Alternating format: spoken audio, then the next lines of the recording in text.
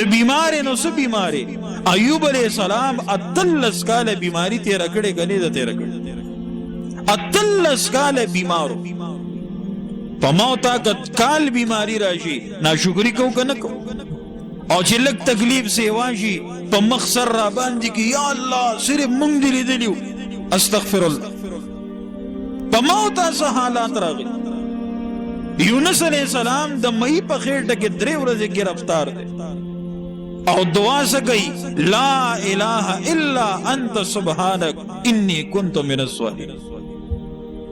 دے پریشان دے وی بچی میں نشتا ذکریہ علیہ السلام سکم سل کال عمر دے و بچی نشتا دب دعاگانی نہیں غختے صدی خیال ابراہیم علیہ السلام صدا پاس سل کال عمر دے دب سمر دعاگانی دا اللہ نے غختے بچی نشتا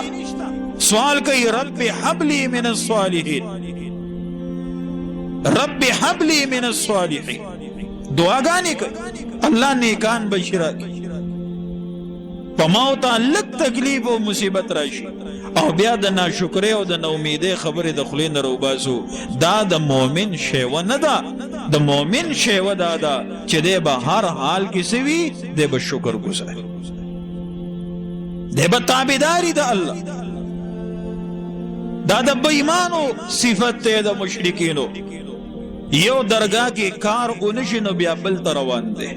بلکہ اونشنو بل تروان دے بلکہ اونشنو بل تروان دے د مومن شان دارے چرے دعاگانی دا اللہ نغواڑی کاغا کاری کیگی او کنکیگی خودے دا اللہ در نپریدی تے دا اللہ در نپریدی دا اللہ نسوال ماخویل ابراہیم علیہ السلام 100 کالا باغ سوال کری تقریبا 100 کالا دا اللہ نباغ دعاگانی غخ دی او اللہ بچی نور کول آغا دا اللہ در پریخیر او کلچی اللہ ورکول نبی او گورا بیا ورکڑی دی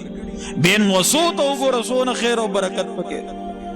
سور لزر یا ولزر انبیاء بیا دا ابراہیم علیہ السلام اولاد کے اللہ را لکھ موت آزمانی سے تکلیف راغلے صحابی نبی علیہ السلام دا وی حضرت دا اللہ امداد بکل راشی وی ولی وی تنگ شو تکلیفون اڈیر شو نبی علیہ السلام ڈڑا وحلی ورانیق شو مخ مبارک تک سر شو دانسی لگن انار چی پی نچوش او وی تا دسا تکلیف را رسید لے رے پخوانی پا اونا کی ارشوی دی کنج با او کنستے شو او پاغی کے بطر نامی پوری خخ شو او پا سر با والا ارکی غستے شو پا منز بدو شو دوس پنو پا گمنزو تے خوخی تو گلی شوی دی تا تا ویسا تکلیف و مصیبت را رسے درے دا تبلک تکلیف راشی نو بیا کوکی وی او شکوی دا اللہ نکا نا ہر حال کی دا اللہ شکریہ دا کوا دا دا مومن شان دے